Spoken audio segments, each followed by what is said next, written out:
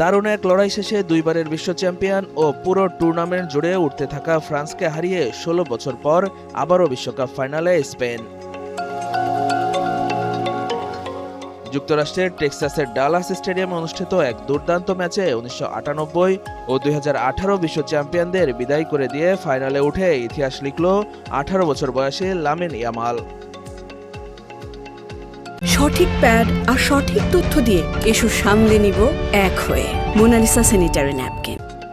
২০১০ সালের বিশ্ব চ্যাম্পিয়ন স্প্যানিশরা দ্বিতীয় শিরোপার জন্য অপেক্ষা করছে দ্বিতীয় সেমিফাইনালে আর্জেন্টিনা ও ইংল্যান্ডের মধ্যকার বিজয়ী দলের জন্য। ইউরো চ্যাম্পিয়ন ও নেশন লিগের পর মাত্র ১৮ বছর বয়সে লামিন ইয়ামাল বিশ্বকাপ শিরোপা উঁচিয়ে ধরতে পারে কিনা সেই উত্তর মিলবে আগামী ১৯ জুলাইয়ের ফাইনালে।